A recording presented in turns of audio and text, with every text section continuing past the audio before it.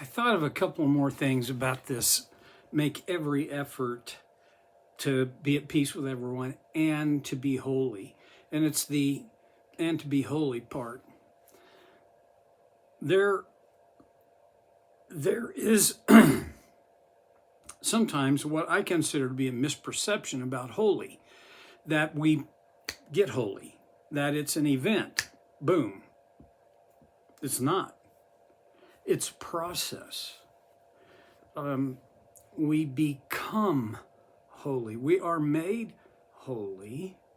Jesus is our righteousness, and his grace and his spirit, they empower us to become holy. We pursue it. We make every effort to be holy. So, all right, that's the what. Let's deal with the so what now. So how do I do that? Well, in some ways, it's not an easy answer. What I'm going to do is just give you my opinion on it, okay? And I think there's a lot of room for other opinions, and I don't know. If I'm wrong, I hope somebody will correct me, but here's how I see it. To pursue holiness, and I talked about this last time, it really amounts to I am pursuing a life that is like Jesus, a life that conforms to, is bounded by God's design. So let's go back to the first pieces of what God revealed as his design. To do that, you go back to Exodus chapter 20, to the 10 Commandments. 10 commands. These are not suggestions, and these are not principles. They're commandments. And here's the thing with a commandment. Either you obey them or you don't. And okay, there are commandments that I kind of obey. Really? I don't want to be harsh, but to kind of obey equals to not obey, right? I mean, there's a big difference between my heart being centered on God and open to his love and to his design, and making mistakes and failing. That happens. And God made provision in the Old Testament. And Jesus is our provision on this side of the cross for, call it what it is, sin. Some, not all, but some sin we do because we knew it was wrong, but we were going to do it anyway. Okay. There's some harsh things about that in the Bible, and we're going to come across one of those in a little while, but what I'm talking about is the 10 Commandments begins with, you shall have no other gods before me. There's no room for competition in our hearts for a God, because we have the God. All other gods are imitations. As a matter of fact, all the other gods are not just imitative, but they are false. They are lying. And, in my opinion, they have their roots and their beginnings in hell. I wish I could remember the guy's name, but he's a really good preacher. And he said, it smells like smoke because it's from hell. Okay, so the 10 Commandments. Go back to Exodus chapter 20 and just review them. You don't have to memorize them, although if you wanted to, it'd be a good exercise for your mind and for your heart and for your soul. Those that was the skeleton. That was the essence of God's design. And if you read on in Numbers, you can go back to Leviticus, Numbers, and even into Deuteronomy, that all gets flesh on the bones with many different laws and commands. One time I read that there are 360 different commands in the law. Okay, when Jesus died on the cross, he fulfilled all of those laws. But if I want to pursue, if I want to make effort toward holiness,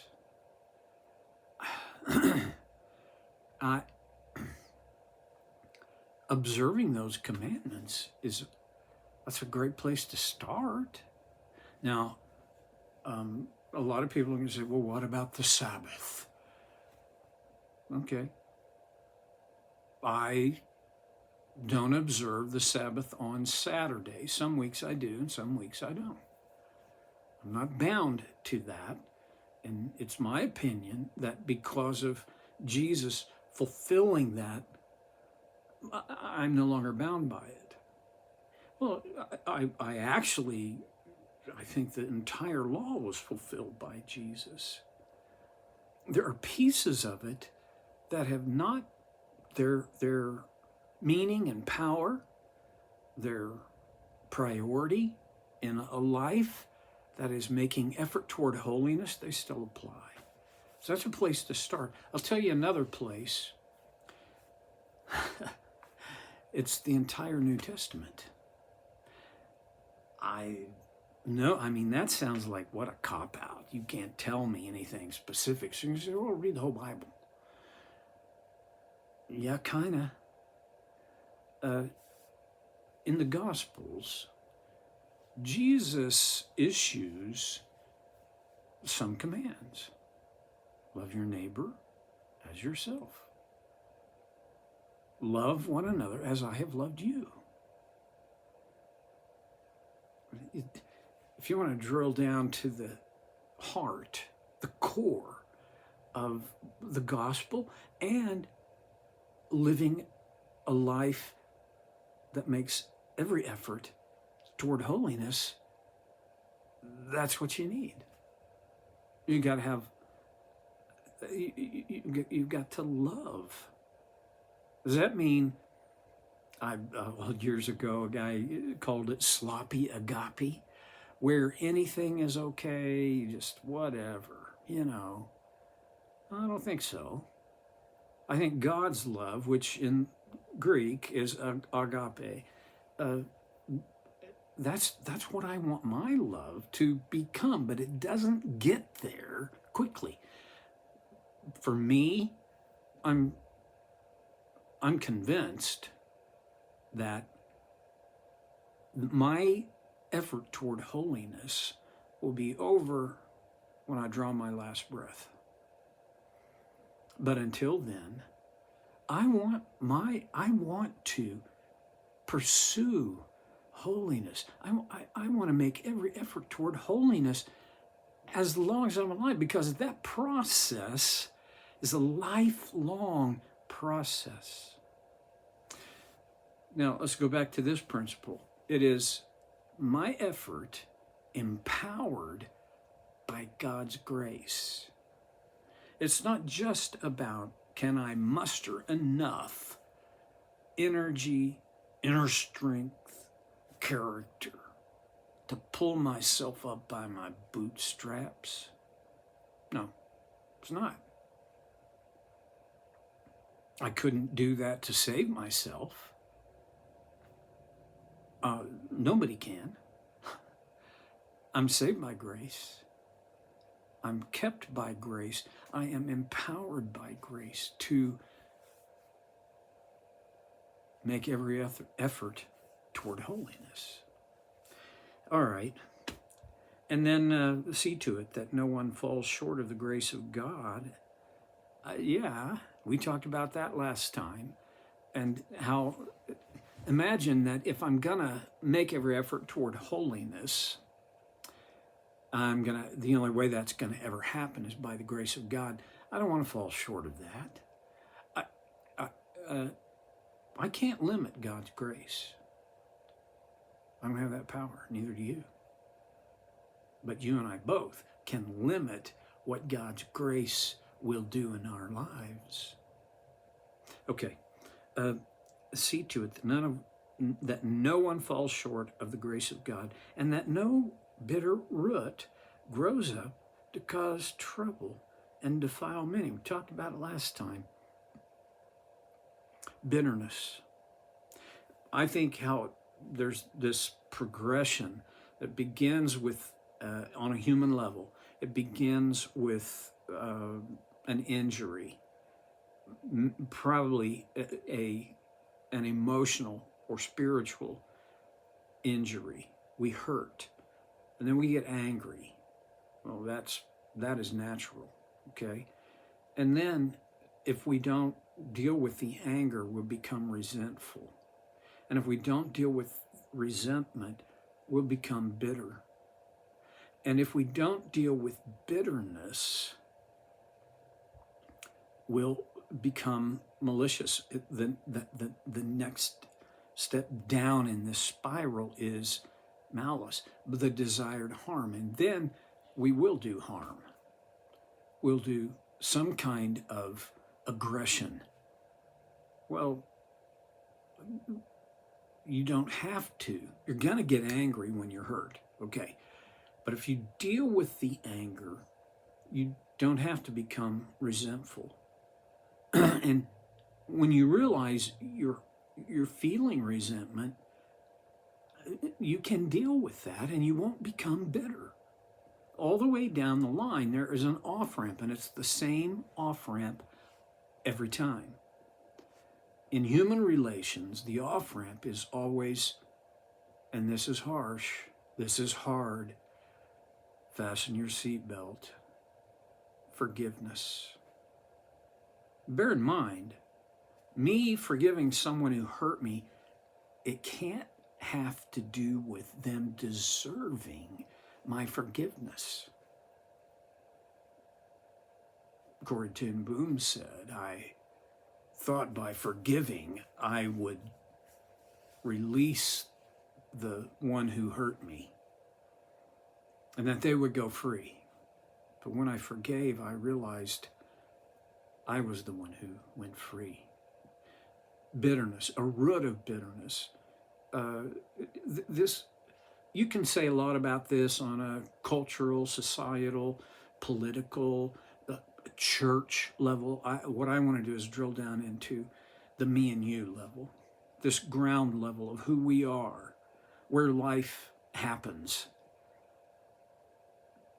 Don't let bitterness take root, because if it does, it will defile us. It's a cancer. And then he gets pretty darn specific. Look at verse 16. See that no one is sexually immoral, or is godless like Esau, who for a single meal sold his inheritance rights as the oldest son. Now he's digging into Hebrew history. But he doesn't start with Hebrew history. He starts with the culture his recipients were living in. See that no one is sexually immoral. I can't keep you from being sexually immoral, and you can't keep me from it. I can urge you on against sexual immorality. You can urge me on against sexual immorality. You can urge me toward purity of thought and behavior, and I can urge you on in that way, but I can't make you not be sexually immoral.